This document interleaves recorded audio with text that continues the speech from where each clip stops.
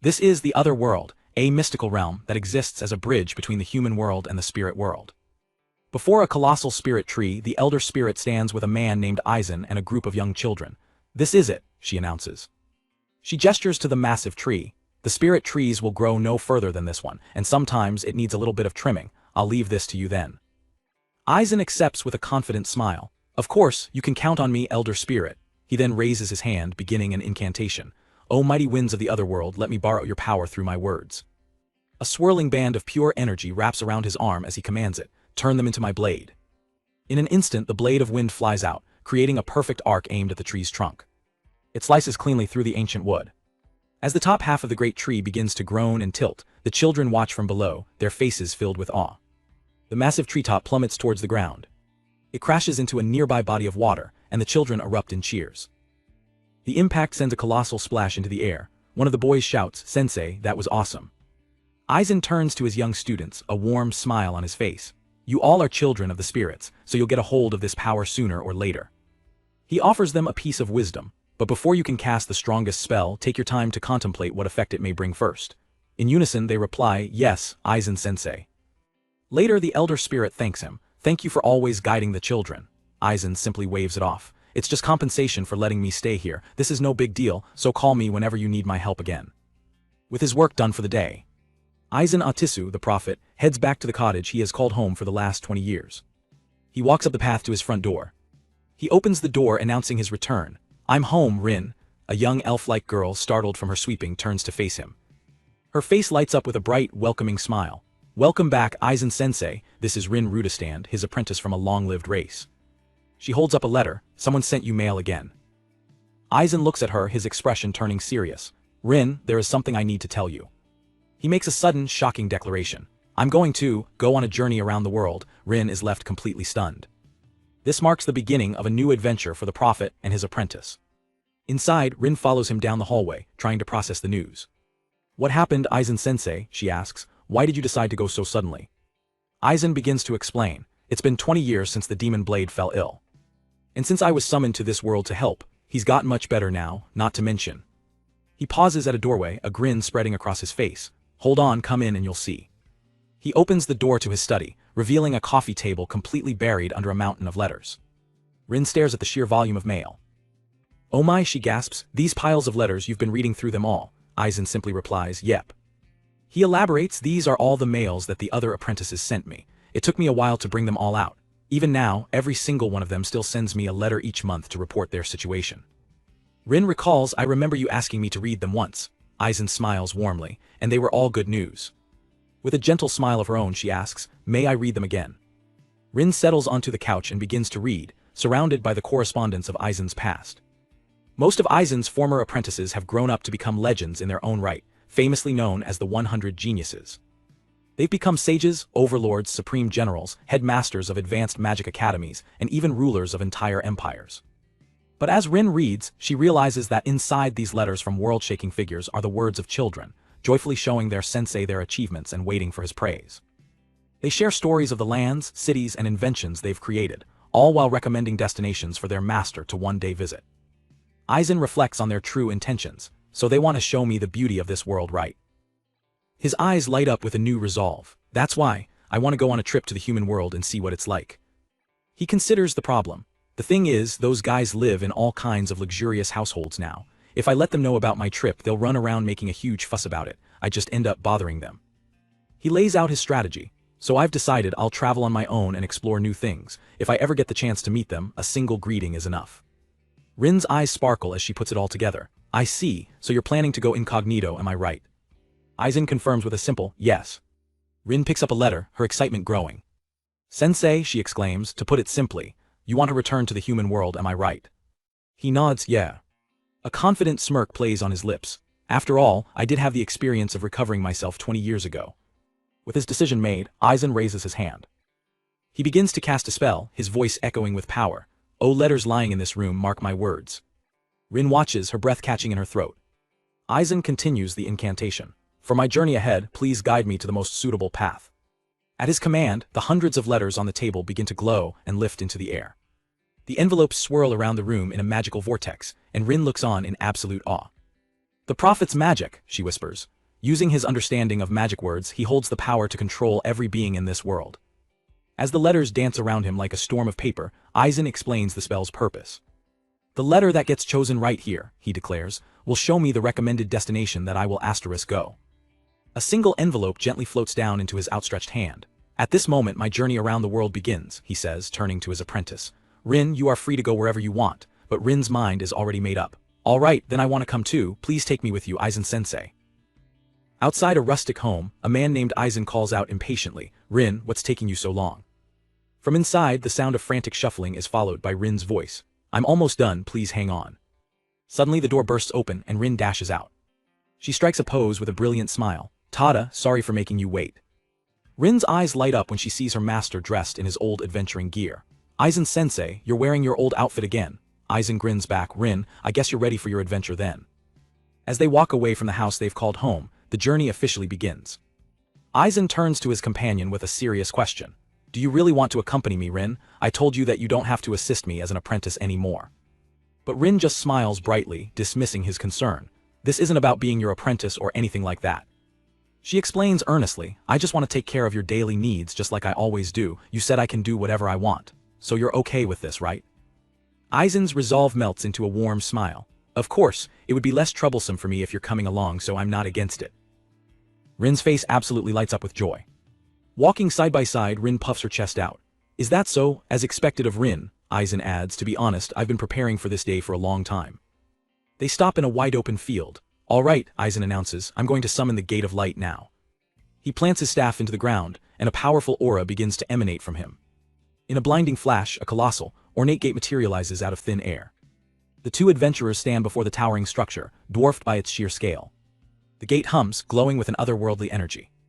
Rin looks at the portal, a wave of nostalgia washing over her. It's been 20 years since our last trip to the outside world, Aizen replies, yeah, actually. He grins, a spark of adventure in his eyes. I'm getting a lot more excited than I thought I would. But just as they're about to proceed, a figure begins to coalesce from the gate's light. An ethereal woman with long flowing hair appears before them. It's the Elder Spirit, so it really is you guys, she says with a gentle smile. Aizen, you're really planning to leave, aren't you? Aizen recognizes her instantly, Elder Spirit. Rin bows gratefully. Thank you for taking care of us all this time. Aizen explains his departure. My apprentices have been trying to contact me several times, so I guess it's time for me to go. The Elder Spirit reminisces fondly. This reminds me of your first time arriving in this world. I really appreciate you letting me stay here to recover from my injuries. Aizen observes, you haven't changed at all in 20 years. He looks up at the sky, contemplating. Maybe it's because of this world's strange time flow that my body's aging has slowed. I guess that explains why my appearance didn't change. He bows his head respectfully. Thank you for everything, Elder Spirit. She shakes her head. There's no need to thank me. Besides, the Demon Blade event was also my responsibility. She glances behind her, and you have been taking good care of my children. A group of young spirits rushes forward, their faces full of adoration. Sensei, thank you for everything you've taught us. Aizen is pleasantly surprised. You're all here. The Elder Spirit makes a promise. If you ever need anything related to this world, you can always reach out to me, and these little spirits you taught, they will definitely be stronger the next time you see them. Aizen extends his hand. Of course. The Elder Spirit meets his gaze. When the time comes, I will surely see you again. They shake hands, sealing their promise. The spirit children wave frantically. Goodbye, Sensei, goodbye, Rin-san. Aizen and Rin wave back as they stand before the gate's brilliant light. Take care, everyone. All right, see you next time. As they turn to face their new journey, Aizen grins at Rin. We're keeping this trip a secret from my other apprentices, so let's travel around the world together. Rin's eyes sparkle with excitement. Yes, Aizen-sensei, together they face the portal. And with a final flash, they step through. Meanwhile, far away in the center of Riga City, a powerful ruler named Duke Dario slams his fist down in triumph. Finally. In a vast chamber, robed mages conclude a long and exhausting ritual. Duke Dario addresses them, his voice echoing with excitement. After all these years, the prophecy has finally come to pass. Everyone, we have the result we expected. His followers look on in exhausted relief. Really? Dario nods. Yes, you may all rest now. As he walks away, his mind races. All the resources I poured into these monthly rituals finally paid off. Even with all this, I'm nowhere near master's level, but... His determination surges. A fierce grin spreads across his face. He's finally back. This is Duke Dario, one of Aizen's former apprentices and the current ruler of this kingdom.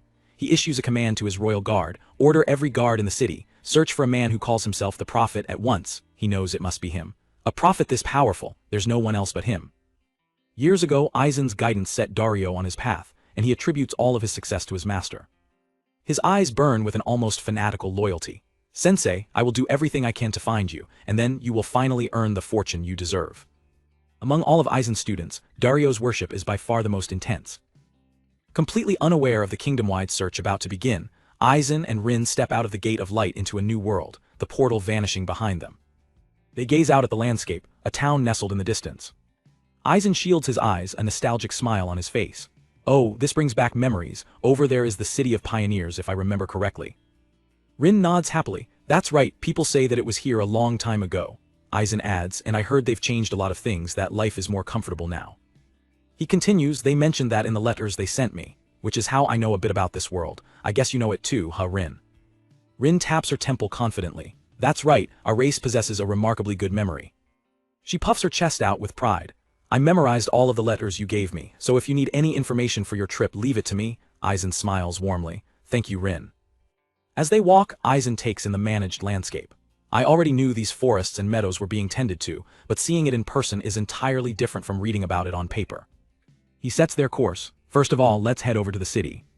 There are some places I want to visit, he says. Rin replies excitedly, all right. But she suddenly stops, her attention caught by something. Oh, Aizen-sensei. She points with a look of alarm at his staff. The book at the top of your staff, why is it glowing? Aizen glances down at the artifact, a calm smirk on his face. Oh this, I guess it sensed my sealed power. Rin's eyes widen in utter shock. Sealed power. As Aizen and his apprentice Rin travel, the magical book on his staff begins to glow with an intense light, catching Rin by surprise. The light pulses, guiding them toward the entrance of a dense forest. Aizen confirms his suspicion. It's reacting. That means we're headed in the right direction. As they venture deeper into the woods, Aizen begins to recount a story from his past. 20 years ago, he explains, I won the battle against the sword demon, but in turn, I got beaten black and blue and lost the ability to control my powers. He pauses for a moment, a look of determination on his face. Therefore, they arrive in a clearing, standing before a massive, gnarled tree. I've sealed most of my powers somewhere ever since. Without hesitation, Aizen raises his staff towards the ancient tree. The staff resonates with the seal, causing the tree to erupt in a brilliant, magical light. A swirling orb of pure energy is pulled from the very heart of the wood. Rin watches the overwhelming display of power with concern, crying out, Sensei. Aizen turns to her with a reassuring smile. It's all right, Rin. The light coalesces, taking the form of a glowing magical contract. As the seal's conditions are confirmed, the magic begins to unravel, releasing the power held within. The book on Aizen's staff flies open, its pages flipping wildly as it absorbs the returning energy. With a final snap, the book closes, the retrieval complete. Rin looks on in amazement. So you've got your powers back. Aizen nods confidently. Exactly, if you read through the last page. The book displays a new entry. Retrieval complete. Skill, power amplification acquired. A satisfied smile spreads across Aizen's face. Looks like my powers are back. Rin's eyes sparkle with excitement. Really? That means Aizen-sensei is even stronger than before. He chuckles, haha, even stronger. He then clarifies, the skill power amplification only increases a bit of your ability, not exponentially, I think. As they resume their journey, Rin asks, Sensei, are you going on this trip to retrieve your powers? Aizen shakes his head. No, this just happened to be along the way. My ultimate goal is to visit my apprentice's dwellings, he explains. I just have the feeling I need to get my powers back first. Aizen stretches, relishing his restored strength. At any rate, the feeling of being at full power again really is incredible. Suddenly Rin's elf ear twitches, picking up an unnerving sound. She turns to him with a serious expression. Aizen-sensei, please be careful, he calmly replies, yeah. They both stop, now fully aware of a hostile presence. I knew I sensed something, Aizen mutters, as three shadowy figures emerge from the bushes. Heavy, monstrous feet stomp onto the path. A pair of hungry, predatory eyes lock onto them. The beasts snort, revealing sharp boar-like tusks. A pack of 4 lesser trolls stands before them, growling. Aizen is puzzled. Those beasts, they're supposed to be in the outskirts of town. Why are they here in the middle of the forest, he wonders aloud. Rin narrows her eyes, stating, their bloodthirst is obvious. Lightning crackles between Rin's fingers as she prepares a spell. Should I take care of them my way? But Aizen raises a hand to stop her, a wicked grin spreading across his face. No, I'll do it. This is a chance to test my powers too. With his full strength returned, Aizen steps forward to face the pack of monsters alone. Without warning, a pack of 4 ferocious, boar-like monsters known as lesser trolls burst from the tree line, charging straight for them. But as the beasts thunder across the field, Aizen remains perfectly still, his grimoire already open and humming with power.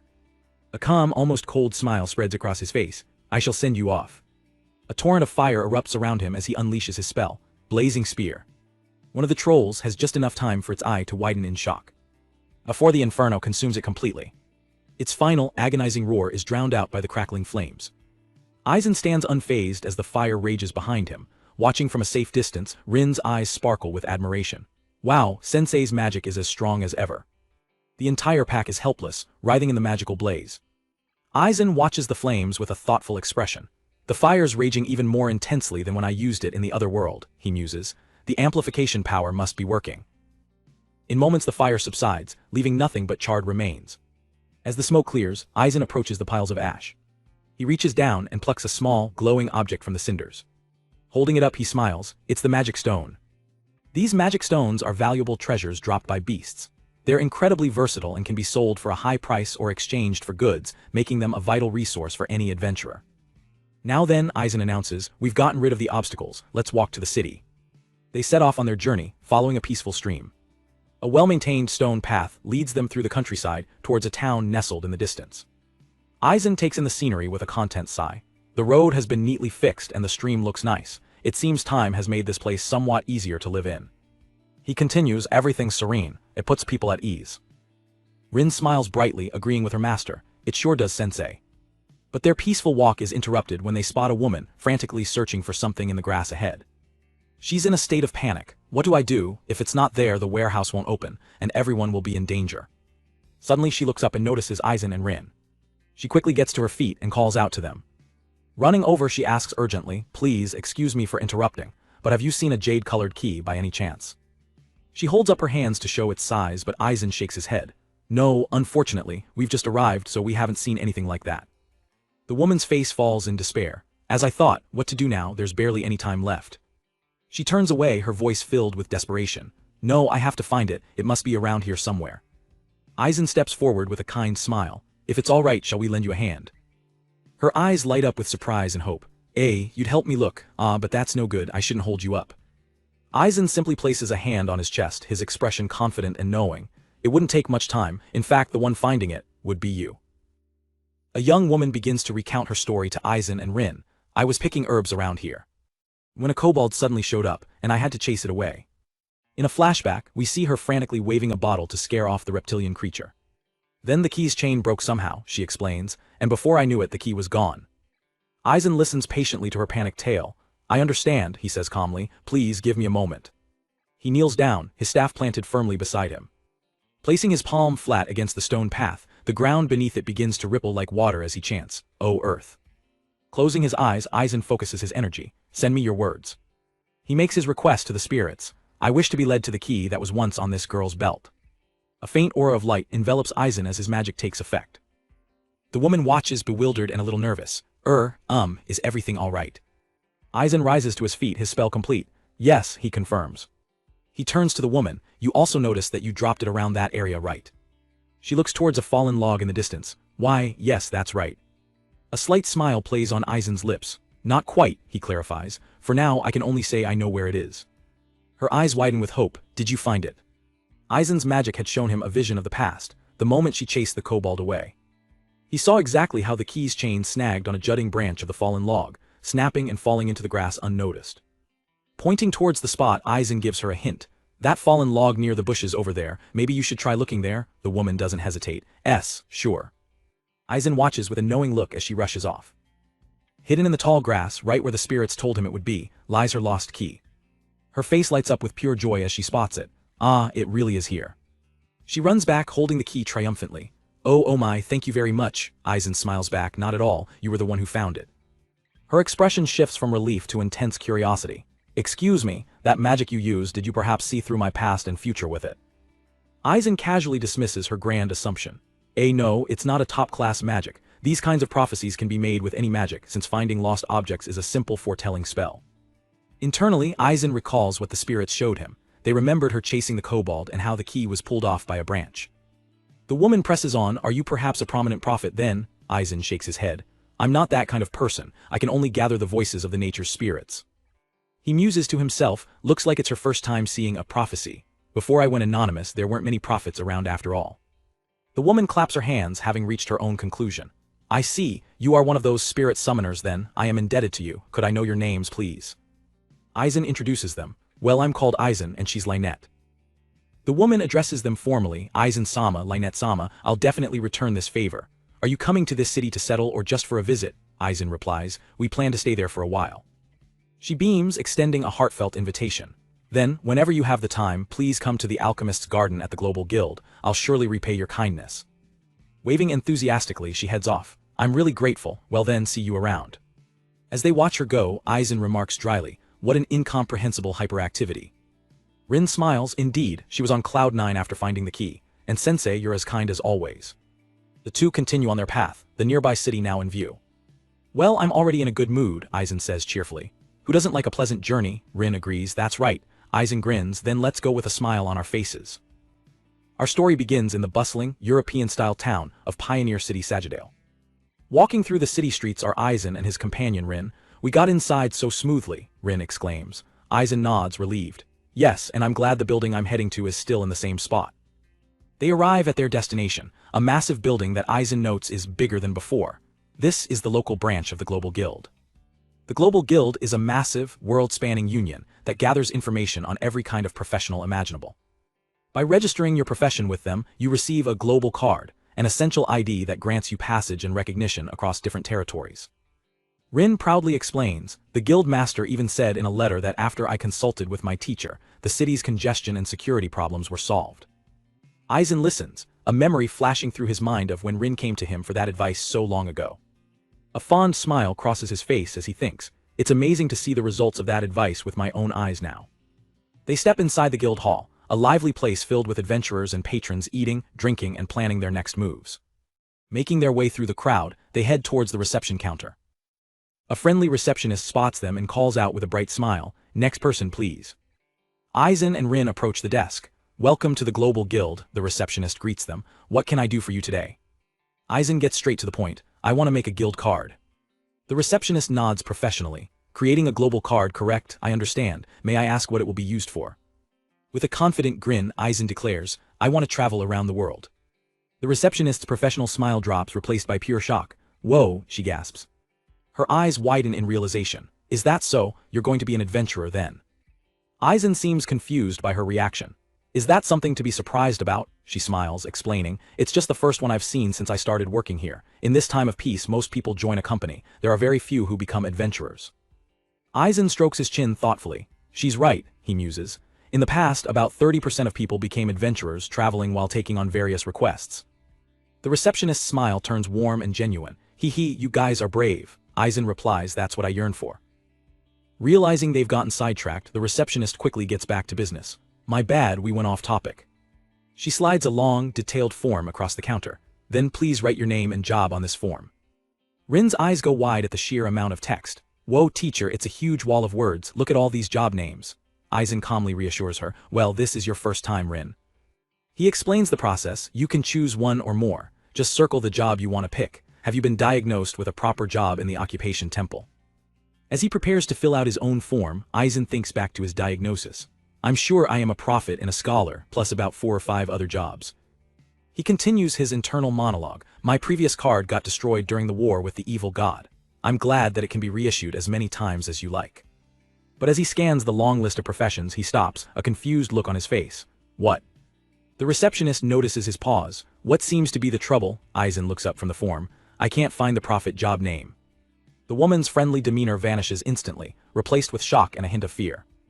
A bead of sweat rolls down her face as she leans in and whispers, well, are you going to name yourself a prophet, really? Aizen is completely lost. Is that a bad thing? He asks. She quickly hushes him. Well, if you're kidding, don't say too much. Her voice drops to a grim, serious tone. The last prophet died 15 years ago. They're extinct now.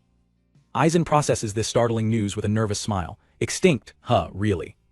She leans in even closer, her eyes wide with terror. If you call yourself a prophet, you will be haunted by the dead and the Reaper will be summoned. But from here on, there is something even more dangerous. Rin and Aizen are completely captivated. What is it? The guild receptionist leans in, her expression serious. Perhaps you don't know, there's been a decree from the king for years. Trying to name oneself a prophet so casually is a very bad idea. She recalls the king's booming declaration. Should anyone be found naming himself a prophet, report immediately. Mobilize all guards and guild members to escort him. Aizen breaks into a cold sweat, forcing a smile. Seriously. The receptionist continues, her voice low and urgent. If you name yourself a prophet, you will be reported and secured. It will become a very big deal. Will you still call yourself a prophet? She presses. In the past, someone was captured for making that exact claim. Aizen thinks to himself, it's not a lie, but it's definitely better to keep my mouth shut here. He leans over to a nervous Rin, who gulps, sensing the sudden tension. Quickly changing his tune, Aizen laughs it off. Ah no, please just take it as a joke. I'll register for another job. Thank you for teaching me so much, Miss Receptionist. As he turns away, the receptionist smiles to herself, though a flicker of doubt remains. A person who wants to be a brave adventurer, being shaken by a single joke worries me. Aizen smirks, crossing his arms. I couldn't even tell it was a joke, he thinks. I can't get you in trouble for mobilizing the city guard. The Duke sometimes really overdoes it. He mulls over his options. A profession that doesn't stand out, one that can help you travel. A profession I'm fit for, I'll be a spiritualist. After filling out the form, he hands it back. The receptionist takes it with a smile. I've received it. I'll issue the card now, so please be patient. She places a blank card on the registration form. With a special stamp in hand, she prepares to finalize his registration. She presses the magical stamp firmly onto the card and document. A surge of energy flows from the stamp, imprinting Aizen's new identity onto the card with a flash of light. The process is complete. She proudly presents the finished guild card. Here, it is complete. I will say it once again, welcome to the Global Guild, Spiritualist Aizen-sama. Aizen takes his new card, a wide grin on his face. Thank you. But the process isn't over yet. Then both of you, the receptionist gestures, please go to the table at the end of the counter. They follow her directions to an empty station. Aizen looks confused. Is there still something to do? She returns, presenting an ornate wooden board set with 5 glowing crystals. This is next. Aizen and Rin stare at the strange device. What is this? The receptionist places it on the table. This is a magic power research board. She puts 2 and 2 together. If you don't know, this must be your first time making a card. I see, so that's why you made that weird joke. Aizen just shrugs. It's a simple misunderstanding, but that's fine. My perception of the guild is a bit outdated. Clearing her throat, she begins her explanation. All new members have their magic power measured and are ranked from S to K. By clarifying your abilities, the guild can assign suitable jobs and reduce accidents. Aizen recalls a letter from one of his students. Speaking of which, my disciple told me he invented a tool to measure magic power for the guild. Rin looks on, intrigued. So that's the tool. The receptionist beams with pride. The one who thought of this was the guildmaster's counselor, who is one of the 100 heroes. I can't thank the heroes enough. Aizen sweats, thinking, this is embarrassing. The one who created that was my disciple. The receptionist snaps back to the task at hand. Well, let's start with Aizen-sama. Please touch the right edge of the board. Aizen steps forward, ready for the test. He places his hand on the designated spot. Here. As she prepares to take notes, she explains, the crystals will break according to your magic power. 1 crystal is K rank, all 5 is G rank. The average for a new spiritualist is H. First of all, this board. Before she can finish her sentence, all 5 crystals erupt in a violent explosion of light and energy, shocking them both. The receptionist stares, her mouth agape. Aizen looks back at her with a sheepish grin. Miss Receptionist, all of the crystals are gone. Across the guild hall, adventurers look up from their drinks. Whoa. The room begins to buzz. The new spiritualist broke all the crystals on the initial board. That's a rare thing to see. The receptionist stammers, trying to regain her composure. That's true. Aizen-sama seems to have quite a lot of magical power. I'll mark at least a G rank then. As the crowd murmurs, Aizen asks, Miss, what's after this? She quickly replies, next is, just a moment. She rushes back with a second, more durable-looking board. Please try this next. It can distinguish between F rank and D rank. I see, Aizen says, ready for round 2. The moment his hand touches the board, it too shatters instantly. The receptionist cries out, this one also completely broke. Now a proper crowd has gathered, their chatter filling the hall. No way, he passed D rank too. This is the first time I've ever seen a rookie go that fast. Aizen notes the growing audience. It feels like there are more people now. I wonder if D ranks aren't very common. The flustered receptionist appears with a third, even more elaborate board. Aizen-sama, please use this one next. This one is marked with the highest ranks. Aizen examines it. The letters S, A, B, and C are on the board. This is probably the last one. In that case, let's finish this up. He places his hand on the final board. Immediately, the far right crystal begins to glow and pings ominously. The crowd is electric. Dang man, even the C crystal cracked. Aizen sighs internally. It seems like this has become a show now. The receptionist begins to panic. Wow, don't tell me he's going to be a B rank. If that happens, I have to report it to the castle. I need to calm down. As she frantically thinks about royal report formats, the C crystal continues to crack. With a loud pop, the C rank crystal shatters completely. The crowd roars. The C crystal broke. Is it going to keep going? Aizen's eyes widen in alarm. This might not be a good thing. Just as he feared, the B rank crystal begins to glow and ping. Cracks start a spiderweb across its surface. Not wanting any more attention, Aizen focuses intently. Control my magic. The cracking slows and then stops. An abrupt silence falls over the board. The receptionist blinks in surprise. It stopped. Looking at the final result, she makes the official call. Then the measurement is over. You're a C rank then. Her shock gives way to excitement. Amazing, Aizen-sama to suddenly become a C rank. The crowd erupts in cheers. Damn, that was awesome, new guy, a C rank spiritualist newbie. That's a huge jump over the average. Aizen gives an awkward wave. Thank you, he thinks to himself. I'm glad I was able to stop it at C rank. If I broke the B crystal, someone would have to contact the king, and that would cause a massive commotion.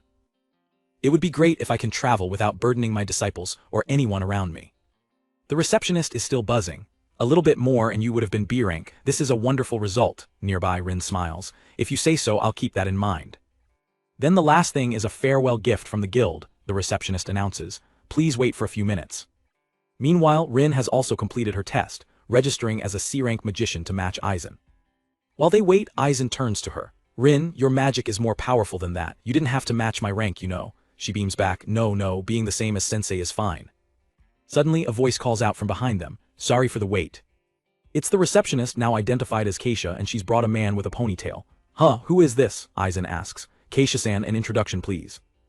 Keisha explains Dominique-san is an E-rank spiritualist. He's a 10-year veteran and he's in charge of your training as our farewell gift. Dominique grins widely. Nice to meet you, promising newbie. I will teach you all about spirits. Back at the guild, Aizen brings up something he overheard. A farewell class. Rin, sitting beside him, is just as confused. What's that? Keisha and Dominique step forward to explain. Every time a newbie makes a card, Dominique begins, we conduct free courses to help them acquire the required knowledge and skills. Aizen is impressed. Giving it for free is pretty generous, and it's in person, not just a textbook. Keisha smiles, adding, exactly. To avoid playing favorites with company textbooks, the guild hires professionals directly to teach. She explains that this system ensures a high standard for all professions, building trust with both companies and the guild itself. Keisha then reveals, incidentally, this whole mechanism was created by the guild's consultant. Her name is Felicia. Aizen's eyes widen as Keisha continues. When I thanked her, she just said, it's the result of consulting with Master, so you should be thanking him. With a fond expression, Keisha admits, at that moment I thought the teacher she was talking about must be a truly great person. Hearing this, Aizen can't help but feel a little awkward. He thinks to himself, it's a bit embarrassing since they're talking about me. He recalls the consultation letter he received from Felicia. The results of his advice are right in front of him. This must be what they call fate, he muses. Keisha mentions that the sorcerers are all busy, but Rin cheerfully chimes in, I'm all right to wait. Seeing his opening, Aizen formally accepts the offer. Well then, I'll be happy to accept, Keisha-san. Dominique-san, please take care of me. Dominique is overjoyed. Same here, Otis-san, I'm grateful you're even talking to me. I honestly thought I'd be refused because I'm just an E-rank. With the arrangements made, Dominique leads Aizen to the guild's training room on the second floor. Inside the spacious room, Dominique stands ready to begin the lesson. All right, he starts. A spiritualist, as the name says, is a profession where you get in touch with spirits and use their magic and skills. He continues, basically, you're either asking for the help of nature's spirits, or you form a contract with them to use their power continuously. To demonstrate, Dominique reaches for his gauntlet, and a wisp of energy begins to emerge. Aizen watches intently, his curiosity piqued. A swirl of blue light gracefully wraps around Dominique's arm. That blue light is a spirit, right? Aizen asks. Dominique nods with a smile. That's right, a lower-class light spirit, one of my contracted partners. Dominique explains his line of work. I mostly get requests from companies for scouting and cartography. I have these spirits fly ahead to check for demon beasts or confirm our destination, acting as my eyes in the sky.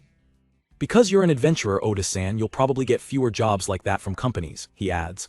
Aizen nods in understanding. Thank you, Dominique-san, that helps me prepare. Dominique's expression turns serious. Next up is technique. I want to talk about how to communicate with a spirit. He holds out his hand, focusing his energy. He chants the name of the skill, Magic Ball Refinement. A small shimmering ball of light appears in his palm. Immediately, the nearby spirits are drawn to the light. They zip through the air, heading straight for the magical energy. The spirits happily absorb the magic ball. Is that communication? Aizen asks. Dominique explains one method is trading by meal. If you give a spirit a meal called magic, it will help you in exchange. With this, I'm calling on them to sign up for a task. Dominique turns to Aizen. Did you remember the spell? Aizen thoughtfully replies, indeed, spirits are upright. They always try to return what they've received. His eyes focus. Ah, magic ball refinement, like this, right? In an instant, a massive orb of pure magic erupts from Aizen's hand, leaving Dominique completely stunned. Dominique is speechless. That's right, to learn it at a glance, and it's so big. As expected from a C rank, your magical power is amazing. Aizen gives credit where it's due. It's only because you explained it so well, Dominique-san, and thanks to this little spirit too. Dominique laughs, patting his spirit affectionately. I'm glad to hear that. There, you too, thank you for your help. The spirit lets out a happy little chirp. Aizen smiles, observing their interaction. You two have a great relationship of trust. Dominique beams with pride. Of course, we've been together for a long time. But then, Aizen asks a question that shatters his reality. Dominique-san, you don't converse with your spirit. Dominique freezes, utterly bewildered. Aizen clarifies, that blue spirit, it talks to you a lot. Dominique's jaw drops. Impossible, Otis-san, you understand the spirit's language. Aizen calmly replies, well yes I do. A wave of excitement washes over Dominique. Then that high-pitched sound it always makes when I stroke it. You know what it means. If that's true, you're incredible. He gently holds the chirping spirit. Thrusting it towards Aizen, he begs, this sound, this high-pitched sound, tell me what's it saying. Aizen leans in to listen. Well, I can hear its voice clearly, he begins. It's saying, thank you for patting and treasuring me. He continues translating, but I keep saying it doesn't matter if you use fewer magic orbs. It's saying something like that. Okay. Dominique stares, completely dumbfounded. Is that so? Suddenly all the spirits in the room start zipping around joyfully. These are happy motions, Dominique exclaims. Are you joking? I'm not lying, I just translated what it said, Aizen reassures him. Dominique can only stammer, you're amazing, Otis-san. He explains it's incredibly difficult for humans to understand the language of spirits. Only a fairly high-class spiritualist can use communication through conversation. Aizen is surprised. So talking is a difficult technique, Dominique confirms, of course it is. I've been doing this for a long time, but I only know a few words. I can finally tell its feelings from its motions, but that's it. He looks at Aizen with awe. I've heard that some people are born with the ability to speak the spirit language, but I never thought I'd see one with my own eyes, let alone a newbie. Aizen smiles to himself. He's praising me so much. Dominique is a good person. Dominique looks emotional, completely overwhelmed by the revelation. Oh, sorry, he says, covering his face. I was so surprised I was at a loss for words. He shakes his head in disbelief. You're a really promising one. I was supposed to be the teacher, but I'm the one who got taught today. He looks at Aizen and declares, that's all for the course, Otis-san. With a huge, beaming smile, Dominique gives him a thumbs up. If it's you, you'll have no problem being a spiritualist. As your senior, I'll give you my stamp of approval. He laughs, admitting defeat. You were already better than me in communication from the beginning. It's my loss. Aizen realizes just being able to talk to spirits is a huge advantage. They shake hands as colleagues. I'm sorry I couldn't teach you much, Dominique says. No, Aizen replies, I'm extremely grateful for your advice. Aizen reflects on the successful lesson. He's become acquainted with an experienced peer, and he's pretty sure he made a good impression. His lesson complete, Aizen heads back downstairs. He finds Rin at their table poring over a large map. Ah, you're back, Aizen-sensei, I got a map of the city from Keisha-san. She points to several locations. All the inns are clearly marked. I see, Rin, it's about time we find an inn, Aizen says, joining her. Rin adds, Keisha-san said there are many good ones around the guild. Aizen looks at the map. We'll be in this city for about a week, so I want to choose a convenient place. He checks his magic bag, overflowing with cash. I checked with the barkeeper. We have enough to stay at an average inn for 3 months. This bag holds more than it looks. Rin adds another piece of good news. As adventurers, we can also sell information about where we've gone to guilds and cartographers. We won't have money problems for a while. Just then, a familiar woman approaches their table. Ah, I knew it. You're Aizen-sama and Rin-sama, right? Aizen recognizes her instantly. It's the woman whose lost key they found. Yes, I'm Eureka, an alchemist. She beams at them. Thank goodness, your names were the topic of conversation around the guild, so I came to check, to actually meet you in person. Is this fate? Aizen is taken aback. Eureka-san, are our names really that widespread? There's no need for san, Aizen-sama, she insists. I'm friends with pretty much all the professionals in the guild. Eureka explains excitedly. I heard from them that 2 people with amazing magical power had just registered. Since I was personally helped by that amazing power, I was convinced it had to be you. She leans in, and I heard you 2 became adventurers. Is that true? Aizen confirms, well that's right. Eureka's eyes light up. Then, by all means would you please come over to our shop nearby, the Alchemist's Garden. We have everything from alchemy materials to equipment and magic tools. I'm sure it will help you as adventurers. Aizen is tempted. I'd like to check it out, but right now we need to find an inn before all the rooms are taken. Eureka grins. In that case our shop also functions as an inn, so please come stay with us. She quickly points out the location on their map. Oh, is that so? Aizen says, pleased. It sounds like a good place, I think we'll stay there. Eureka insists, I'll pay the fee. That key was really important to me, so please let me do this. Aizen accepts her generous offer.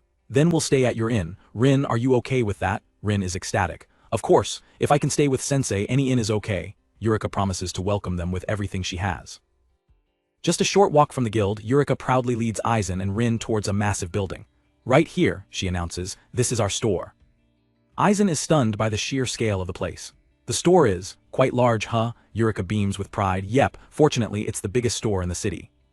The ornate sign above the entrance confirms it, the Alchemist's Garden. Stepping inside the lavish hall, a uniformed employee immediately greets them. Ah, welcome back, President Eureka. Is it all right for you to be back so soon? Eureka smiles warmly, gesturing towards her new companions. Yes, I had a lucky encounter. Aizen and Rin exchange a confused glance. Aizen can't help but ask, President? Eureka turns, realizing she'd left out a key detail. Ah, right, I didn't finish introducing myself. She stands tall, making a formal declaration. I am the president of the Alchemist Company, the Alchemist's Garden. My full name is Eureka Griffin. It's a pleasure to meet you. As they're led further into the opulent building, the high ceilings and grand chandeliers speak of immense wealth. Eureka has them take a seat in a luxurious lounge area while she handles some business. Meanwhile, two employees in the background start gossiping. So that's the spiritualist who helped President Eureka. The other whispers, apparently he's a total newbie. Word from the guild is that two amazing people just showed up. One of them continues, sizing Aizen up from a distance. The president might be a little careless, but she's still really strong. I'm wondering how some spiritualist could have actually helped her. Can he really be the guy causing all those rumors? He mutters, as Aizen sits silently, overhearing every word. Rin leans in, whispering to her master. Somehow, it's becoming the same situation as at the guild, Sensei. Aizen sighs, yeah, the guild is nearby, but I'm still surprised how fast that rumor traveled. Just then, Eureka returns with an older, monocled gentleman. The room will be ready soon, she says. May we talk with you here in the meantime? Aizen nods, yes, sure. Aizen gets straight to the point. So, Eureka, you're the president of this massive store. Why was someone like you foraging for herbs on the outskirts of the city? Eureka explains, I was looking for herbs for a negotiation. The ones out there are tricky to make potions with, so I went alone to prove I could do it myself. The older man beside her looks relieved. President Eureka, he begins before turning to Aizen. I'm sorry to have troubled you today, and thank you for your assistance. Eureka waves it off with a smile. It's fine, it was my decision to go, and it was my mistake to lose the key to the magic warehouse. She then points directly at Aizen and Rin. If you want to thank someone, thank these two people right here. The man bows deeply, his voice filled with gratitude. Aizen-sama, Rin-sama, for helping our president. No, for saving our company's negotiations, I offer you my sincerest thanks. It was a really important deal. Aizen brushes off the praise with his usual modesty. Well, all I did was find a key, so you don't have to go that far. He then adds almost to himself, no, I'm sorry, I just thought it was strange. Eureka giggles at his humble reaction, leaving Aizen and Rin a bit confused. Rin looks at Aizen thoughtfully. You know, watching you, Aizen-sama, I'm reminded of the person who trained me. You have a similar vibe. Aizen's interest is piqued. The person who trained you. Eureka chimes in, explaining her own philosophy. I should call her my master, she taught me so many things. She would always say, do your own part, you should do what you can, even if you have the same role as someone else. She continues, I learned that from one of the 100 heroes who became the president of a university, so I'm just following her example. Rin is stunned. Eureka-san's master is one of the 100 heroes. Eureka smiles proudly. Yes, the president of Kunimi Magic University, Mel-san. The name instantly triggers a memory for Aizen. A small witch on a broom flashes in his mind. Ah, Mel the witch was an energetic child, he remarks, so you are her disciple. Eureka nods, that's right, though I went to a branch school nearby instead of the main one in the capital. She doesn't just stay in the capital, Eureka explains, she flies all over for her job. For the last few years, she's been teaching at a university near this city. The scene shifts to that very university branch, focusing on the door to the president's room. Inside a library-filled office, an assistant approaches a woman with long, flowing hair and a witch's hat. President Melrose, here is this week's report from the guild. Melrose takes the report, a calm smile on her face. Thanks, I'll look it over. As she flips through the pages, her assistant hesitates. He has more to report than just guild business. Mel looks up, sensing his unease. The assistant speaks nervously, and there is someone who wants to meet with you, a suspicious guest hiding his face with a magic mask. Mel's smile turns knowing. He has already contacted me, let him through. Heavy footsteps approach the office door. A large cloaked man wearing a strange mask enters, startling the assistant. Mel addresses the imposing figure without a hint of surprise. It's rare for you to travel so far from the capital, Disciple Duke. The man reaches for his mask. He removes it, revealing a powerful-looking man with a magnificent beard and mustache. I had worked nearby, so I decided to drop in for a visit. But his expression quickly turns serious, filled with a profound excitement. I have to tell you something about Master Eisen. The disciple's dearest wish may finally be fulfilled. In a grand office, Disciple Duke delivers a world-shaking revelation. The other day, we performed a regular fortune-telling, he begins, his voice grave. Soon, a powerful prophet will appear in this world. The news hits Mel Rose like a lightning bolt. She stands abruptly, her composure shattered. A prophet, she exclaims, the master is returning, but Duke quickly tempers her excitement. No, the prophecy didn't specify it was Master Eisen or even when it will happen. The details are unclear. Mel Rose sinks back, processing his words. That's right, she murmurs, to have that level of accuracy, the power would have to be on par with the master's. A smile returns to her face, filled with new resolve. Whoever it is, anyone with the aptitude of a prophet is precious. We must welcome them with all our might, especially if it turns out to be our master. Duke nods in agreement. The guild has already been given instructions, so we are preparing to welcome him. Their excitement is palpable. That's right, I want to welcome Master Eisen as well, Duke declares. Melrose beams, then I have to finish my work so I can greet the master properly. The conversation shifts as Duke glances out the window. Speaking of work, he says, I heard you're serving as the master of the global guild here in the Pioneer City. Melrose gives a modest smile. It was on a whim. Being a master is quite hard, but it's fun. I get to find and teach children with different ideas than those in the capital. She picks up a report from her desk, her expression pleased. I get weekly reports on new professionals in the city's guild. It lets me track the distribution of ranks and occupations. It's been a good harvest this season. But her smile fades as she continues. We have new D ranks, even some C ranks. It's true that more people are looking toward the future, but there is one bad thing too. An image of grotesque monsters flashes through her mind. For the past few months, the number of monsters around the Pioneer City has increased. Many of them have high physical defense, so we're running out of magicians. Duke's expression turns serious as he considers the implications.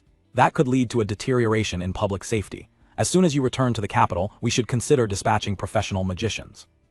Melrose makes a decision. Letters, I'll leave it to you, Disciple Duke. Since reports are always written, I'd like to send one to Master Eisen again. She looks out towards the city beyond her office, a hopeful look in her eyes. Actually, it would be best if the master just came over here. Duke simply replies, I see, understanding her sentiment completely. The scene shifts, and as a new day dawns over the city rooftops, our focus returns to another place entirely. Eisen's eyes flutter open. He sits up a bit surprised. Oh, this is rare. He looks over to the other bed where Rin is still sound asleep. Usually, Rin gets up earlier than me. Rin murmurs in her sleep, a blissful smile on her face. Fumiya, sensei, it's warm. Eisen can't help but smile softly. He thinks to himself, I'll let her sleep a bit longer. But just then, Rin begins to stir. She lets out a big yawn, rubbing the sleep from her eyes. Oh, you're awake, Eisen says with a friendly smile. Rin's eyes focus, and she sees Eisen already dressed and sitting across the room. Realization dawns and she bolts upright in a panic. I am so sorry I got up late. Eisen calmly reassures her, no need to apologize, it's okay to relax. But Rin shakes her head, still flustered. No, for me, a member of the disciples who want to take care of the master faction, this is a major mess up, she says, looking utterly defeated. Eisen chuckles. I don't think such a faction exists, maybe, but you'd be surprised how many of the letters we get say things like that. Rin looks up, intrigued. Is that so? He explains gently, you were just tired from going out yesterday, Rin. Our body clocks are messed up from traveling the world, and I did use a lot of magic to move us around. His words only fuel her determination. Clenching her fists, Rin declares, in the future, I want to get up at least at the same time as you, sensei. Your endurance is insane, but I have to at least adapt to it. Eisen smiles warmly at her spirit. It's not a bad thing to gain physical strength, he thinks. I think she should do her best. Seeing her wide awake and full of energy, he says, okay, well then, Rin. Now that you're completely awake after breakfast, let's take a look at the town and its surroundings. Rin's eyes light up with pure joy. Yes, let's go on an adventure, sensei. As the morning sun shines over the quaint town, Eisen's voice rings out. Haha, okay, sightseeing in Sagittale.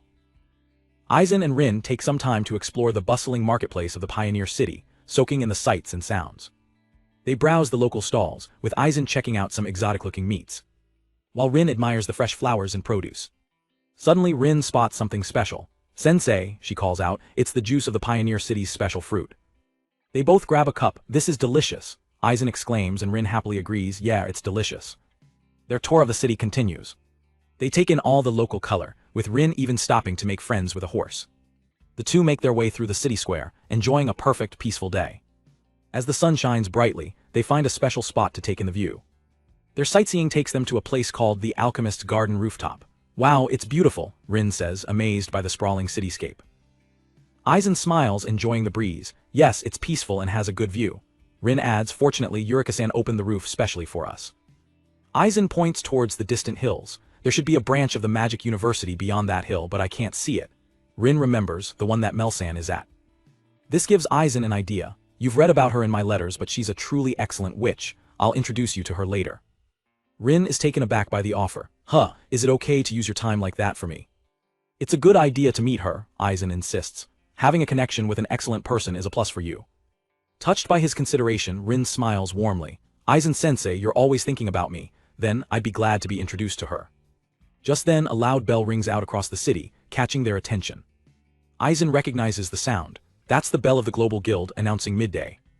He checks his pocket watch, realizing how quickly time has passed. "Wow, we've spent a lot of time just going around the city." "Let's have lunch at the guild," Aizen suggests. Rin is immediately on board. "I agree, they have dishes you can only get in the Pioneer City's guild." And she wasn't kidding. A sizzling platter of delicious-looking food is served right to their table. After finishing their meal, Aizen leans back satisfied. He recalls a letter from Mel. She wrote that the nearby fertile land produces delicacies, and she was right. Both the vegetables and the meat were amazing. He smiles contentedly. "I'm glad I came to this city. This is the best part of traveling." But across the room, someone spots them. "Ah, as I thought, it's Aizen-san and his friend." A woman rushes over to their table. "It's good that you are still in this city." Aizen looks up, recognizing her. "The receptionist, Keisha-san." "Yes, I am Keisha," she confirms, looking a bit frantic. "There is something I need you to help with," she blurts out. Aizen's expression sharpens. "In other words, a request." Keisha explains the dire situation. "Actually, the spirit of the wind is making a fuss on the farmland near the city. We don't have enough manpower, and only a magician or a spiritualist can deal with it. That's why I need help from both of you," she pleads. Aizen listens intently, understanding the gravity of the situation. Keisha continues, "The farmland and orchards are being ravaged by the spirit's tornado. There's also a path for students heading to the Magic University, and I'm afraid they'll get hurt. If this goes on, the whole city will be in danger." Aizen processes the information, his brow furrowed in thought. "I see, that is not good." He remembers Mel's letters about the excellent students and the specialty farms. "We can't let the students Mel is so proud of or the farmers get hurt. Can we be the ones to help?" Keisha's face lights up with hope. "Yes, it is a request specifically for C-rank Aizen-sama and Rin-sama." "Then I'll gladly accept this request, Keisha-san," Aizen declares. Rin chimes in immediately. "Me too, I'll help sensei." "Thank you so much," Keisha says, relieved. "Please come this way. I'll introduce you to the person who will explain the request and accompany you." Inside the reception room, a man with his arms crossed looks up in surprise. "Huh, isn't it Atsusu-san and his friend?" He stands up to greet them. "Dominique-san, I see, no need for san, I'm honored to suddenly be working with these C-ranks." "Best regards, Dominique," Aizen replies. "My spiritualist skill allows me to have conversations with spirits, which should be a big help." Dominique smiles. "Same here, please treat me well. Same goes for the magician over there." Dominique adds with a nervous sweat, "I thought this was a nasty request, but suddenly there's hope." Aizen picks up on the word. "Nasty? Huh, Keisha-san, can you tell me more about this request?" Keisha nervously gets ready to brief them. She unrolls a map on the table. "The forest is between the farm and the orchard. The request is to calm down the wind spirit there. You can use any method that works, subjugation, repulsion, anything." Rin leans in, her eyes focused. "So the method we use is up to us, right?" "Yes," Keisha says with a determined look. "I'm counting on your power. The opponent is powerful, so I'm leaving it to you." In a remote forest, a massive tornado tears through the trees. A voiceover from Keisha explains the situation. The tornado appears constantly, but the spirit causing it remains unseen. Guild scouts estimate its class to be at least lower or higher grade. Back at the Adventurers Guild, Aizen questions the guild master, Keisha. "How did it get like this? If a spirit goes wild, there has to be a reason." Keisha looks troubled. "You're right, spirits don't rage without cause, but our scouts questioned everyone nearby and they all said it just happened suddenly. The reason for its anger is completely unknown. She lays out the mission details. That's why the request is to calm the spirit down. I also want you to investigate the cause if possible. Of course, she adds with a pointed finger, we'll pay extra for any data you bring back. Aizen processes the information. Investigate the cause and calm it down, huh, he muses. This has to be at least a D-rank difficulty quest, that's pretty high.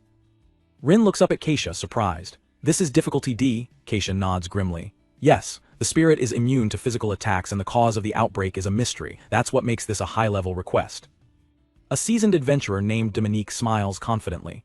A D-rank quest is a serious jump in difficulty. I only took this because I have 10 years of experience as a spiritualist. It's a tense job for sure.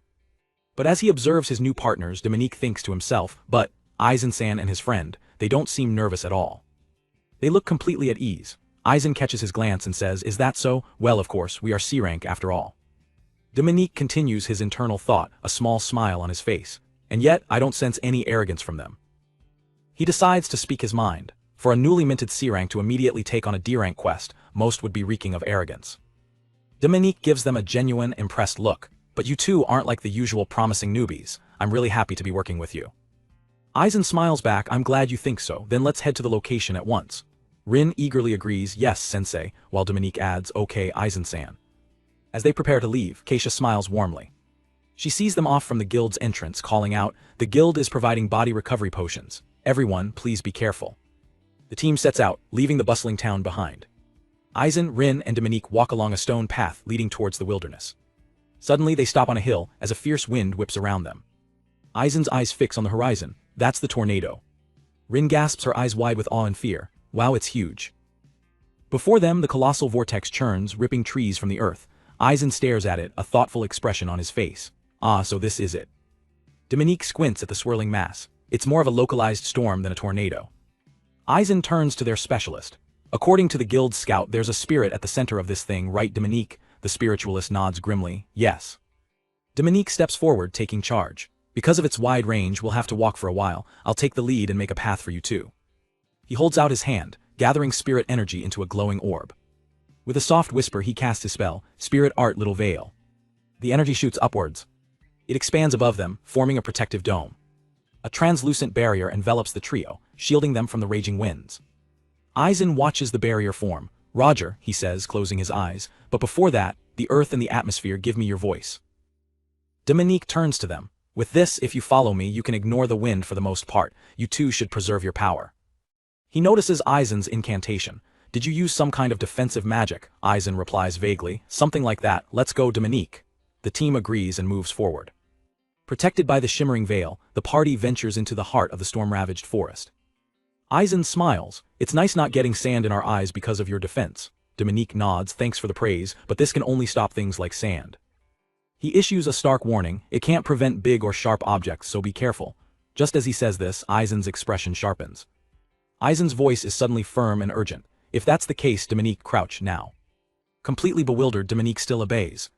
Like this, okay, but why? Aizen's eyes are locked on something unseen. Soon, the stone spirit said a stake is about to fly right here. Dominique's confusion instantly turns to alarm. The very next second, a massive, splintered wooden stake smashes into the ground, exactly where Dominique's head had been moments before. A cold sweat breaks out on Dominique's face as he stares at the deadly projectile. That was dangerous. I almost got skewered. He turns to Aizen, completely baffled. Was that some kind of precognition? How did you know? Aizen calmly shakes his head. It's not foresight or anything like that. Aizen explains, I was just listening to the voices from the surrounding spirits, so I understood the situation. Dominique is floored. You're listening to spirits in this wind. Yes, Aizen confirms. It's easier than trying to see what's happening with my eyes. Dominique can only stare in awe. That's amazing concentration, Aizen-san. Does it get easier with practice? He shakes his head, thoroughly impressed. No, your skill is so high, it's hard to believe you're a newbie.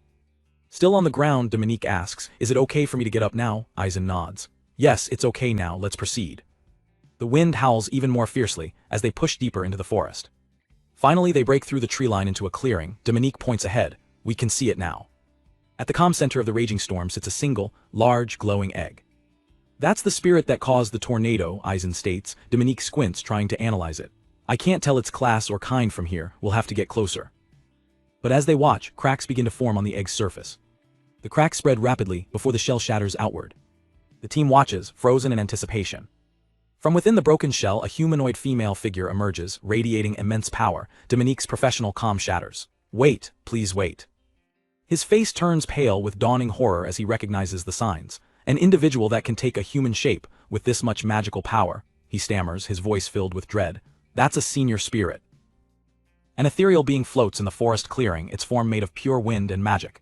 This is a senior spirit. Dominique's eyes widen in terror as the realization hits him. So that's why the scout couldn't read its magic power. It's a spirit, this is bad. He knows exactly what they're up against. Senior spirits only exist in sacred places. To even stand against one, you need to be a B-rank magician. But to actually fight it, you need an A-ranker or it's impossible. His mind races, calculating their odds. C-rank magicians should escape immediately. This is a B difficulty situation at minimum. But his resolve hardens. But as a guild professional, I have to make an escape for the promising duet behind me. They still have a future. As Dominique prepares for the inevitable clash, Eisen calmly observes the entity. It's coming, Dominique mutters, but Eisen replies, but it doesn't seem to be hostile. Ignoring Eisen's observation, Dominique begins to channel his magic. I should strengthen our defense and prepare for the fight. The senior spirit doesn't even move. It simply raises a hand and points a single, delicate finger towards them. Dominique's face contorts in shock. In an instant, a hurricane-force blast of wind erupts from the spirit's fingertip. The raw power sends Dominique flying backward, tumbling through the air. He's thrown across the clearing like a ragdoll, crashing hard into the ground. Coughing on the ground, Dominique realizes his little veil spell barely saved him. Wind blow magic, with just one finger. Are they safe? He looks over and sees Eisen and Rin standing perfectly still, untouched by the blast. The spirit only targeted him. Good, if I become a decoy, they should be able to escape. He tries to push himself up, but a horrifying realization dawns on him. My body can't move. I'm numb. As the spirit slowly raises its finger for a second attack, Dominique's mind screams, this is bad. Paralyzed, all he can do is shout a desperate warning. The next one is coming, Eisen-san, escape. Eisen remains completely calm. Save your words, he says, before uttering a simple command. Kane, cut apart. The spirit points again, unleashing another devastating wave of wind. But Eisen stands his ground, his staff beginning to glow. A massive arc of pure energy slices through the air, cleaving the wind attack in two. The powerful magic dissipates harmlessly around him. Dominique can only stare from the ground, his face a mask of utter disbelief. Eisen turns, his expression unchanged. Dominique, are you okay? Still in shock, Dominique stammers, yes, Eisen-san, what exactly did you do just now? Eisen offers a slight smile. I just used a little magic. But internally, he knows the truth. He used prophecy magic, a power lost to this world, to momentarily rewrite reality and give his staff the ability to slice through the wind itself. He stands confidently, his staff still radiating power. For the first time, the senior spirit's stoic expression breaks, replaced by one of genuine surprise. Eisen begins to walk forward. Now, let's proceed like this. The spirit tests him, flicking its finger and sending small, concentrated blasts of wind at him. The projectiles are like magical bullets, but Eisen is unfazed. He advances steadily, his staff glowing. With casual, precise movements, he deflects every single blast. He parries the attacks with an ease that shouldn't be possible. The spirit's assault is completely neutralized as he closes the distance. Seeing her attacks fail, the spirit unleashes a wider barrage of projectiles. Suddenly, Rin is there, her twin blades a blur as she expertly deflects the storm of attacks aimed at Eisen. Dominique watches completely floored. Amazing. He can't believe their skill. Are you used to close combat? Rin answers brightly, never missing a beat. Yes, Dominique-san, Eisen-sensei's martial arts skill is also high. Despite their incredible display, Dominique's hope fades, but it's impossible to do more than this. What's impossible, he thinks. We can't do anything to that senior spirit, she's at a level only A-rank professions can fight. Eisen turns back to him, a knowing smile on his face. No, we don't have to fight her, Dominique. Dominique is baffled. He scrambles to protest. No way you want to talk with her, it's too dangerous. What if she doesn't have consciousness, or what if you upset her, we won't just be getting hurt. Eisen simply shrugs off the warning. Well, we'll deal with that if it happens. Anyway, I'll try it. Ignoring Dominique's pleas, Eisen walks calmly towards the immensely powerful being. He stops a few feet away and asks casually, hey, got a minute? The spirit seems taken aback by his audacity. She looks at him, a flicker of shock in her eyes. She touches her own throat, as if surprised she can even form a sound. A single word escapes her lips. You, Eisen nods, just as I thought she can communicate. He explains to the others, this senior spirit has consciousness. Obviously her eyes show that she's sentient. The spirit glares, her voice low and menacing. Maybe. Dominique sees her expression and prepares for the worst. Is she upset? In case something happens, I'll hold her back and let the newcomers escape. Suddenly the spirit throws her head back in frustration. God, human language is so bothersome. If you don't use spirit language, I won't answer. Then her tone shifts entirely as she points a trembling finger at Aizen. You're the prophet Aizen, right? The one who defeated the evil gods, protected the spirit queen, and taught magic to the current spirit king. Aizen is completely blindsided. That's right. The spirit's entire demeanor flips. The terrifying entity is now a squealing fangirl. Kyaa, awesome to meet you here, I'm a big fan. Aizen can only ask, do you know me? Yes, of course, she gushes. You're famous in the spirit world. You're the hero who saved us all. Your magic movies are super popular. My senpai even knows the retired spirit emperor, and they always talked about a kind and powerful person who took care of everyone. Aizen is baffled. Famous? I've never heard this before. I defeated the evil gods, sure, but a hero. I was in a different world, I didn't even know about the spirit world. The spirit giggles. I was still half asleep and didn't notice you right away. It was like seeing a cat curled up to sleep. Aizen turns to Dominique, who is witnessing this bizarre exchange with a slack jaw. Aizen-san, what is this combination of high and low voices? Is this okay? Aizen smiles, completely at ease. Yes, she's friendlier than I thought, can you leave her to me?